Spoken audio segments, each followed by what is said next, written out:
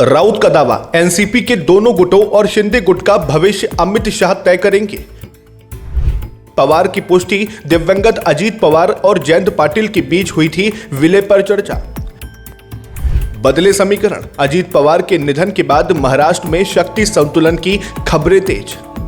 अजीत पवार के निधन के बाद क्या अब एनसीपी का अस्तित्व ही खत्म हो जाएगा? क्या शरद पवार और अजीत पवार के गुटों का विलय महाराष्ट्र की राजनीति का सबसे बड़ा गेम चेंजर साबित होगा? सुनिए संजय राउत का वो बयान जिसने दिल्ली तक हलचल मचा दी है। नमस्कार, मैं हूं अर्चित और आप देख रहे हैं दैनिक डिजिटल लाइव, ताजा खबरें निष्पक्षता के साथ। महाराष्ट्र की राजनीति में राष्ट्रवादी कांग्रेस पार्टी यानी एनसीपी के दोनों गुटों के विलय को लेकर एक बार फिर कयासों का बाजार गर्म है। इस बीच शिवसेना यूबीटी के सांसद संजय राउत ने एक ऐसा बयान दिया है जिसने राज्य की सियासत में नई बहस छेड़ दी है। राउत का दावा है कि अगर एनसीपी के दोनों गुटों का विलय होता है तो वो इसका स्वागत करेंगे, लेकिन इसका अंतिम फैसला महाराष्ट्र में नहीं बल्कि दिल्ली में होगा। मुंबई में एक प्रेस कॉन्फ्रेंस के दौरान संजय राउत ने सीधे तौर पर केंद्रीय गृह मंत्री अमित शाह की भूमिका को अहम बताया। उन्होंने कहा कि मुझे नहीं लगता कि दोनों एनसीपी गुटों का विलय होगा, लेकिन अगर ऐसा होता है तो मुझे खुशी होगी। प्रफुल्ल पटेल वही कह रहे हैं जो अमित शाह कह रहे हैं। राउत ने आगे बढ़ते हुए बड़ा दावा किया और कहा कि एनसीपी और बीजेपी के विलय पर फैसला अमित शाह की इच्छा के अनुसार लिया जाएगा। एनसीपी का बीजेपी में विलय होगा, एकनाथ शिंदे की पार्टी का भी बीजेपी में विलय होगा। दूसरी तरफ एनसीपी प्रमुख शरद पवार ने भी इस मुद्दे पर अपनी स्थिति स्पष्ट की है। 4 फरवरी को बारामती में उन्होंने खुलासा किया था कि मुझे खुशी है कि सुनेत्रा पवार ने उप मुख्यमंत्री पद की शपथ ली।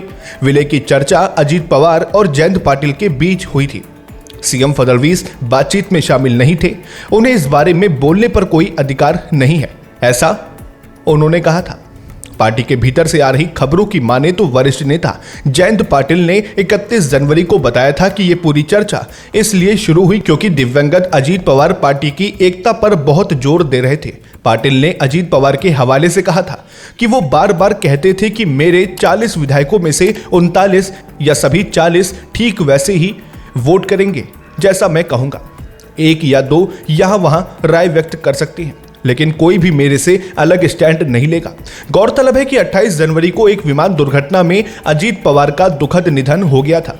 उनके जाने के बाद अब उनकी पत्नी सुनेत्रा पवार ने उप मुख्यमंत्री पद की शपथ ली है। अब सवाल यह है कि क्या शरद पवार का नरम रुख और संजय राउत के दावे महाराष्ट्र में किसी नए राजनीतिक विलय की ओर इशारा कर रहे हैं?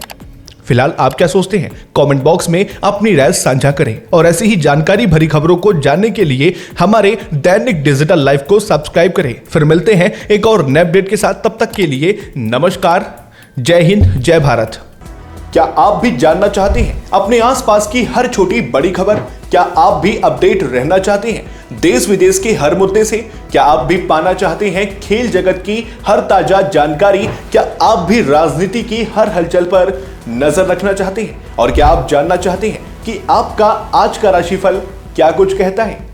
तो देर किस बात की, अभी सब्सक्राइब करें दैनिक डिजिटल लाइव को और दबाएं बेल आइकन भी, ताकि वीडियो के लेटेस्ट अपडेट्स आपको तुरंत मिल सके। जी हां, बिल्कुल तुरंत। और ध्यान रहे, अगर आप चाहते हैं कि आपके क्षेत्र की ताजा खबरें और स्थानीय मुद्दों को हम अपने चैनल या वेबसाइट के माध्यम से प्रस्तुत करें, या फिर आप पत्रकारिता में अपना करियर बनाना चाहते हैं और हमारे साथ जुड़कर अपनी प्रतिभा को नया आयाम देना चाहते हैं, तो हमारे दैनिक डिजिटल लाइव में आपके लिए विशेष अवसर उपलब्ध है। बिना देर किए नीचे दिए गए नंबर पर संपर्क करें और जुड़े दैनिक डिजिटल लाइव के साथ।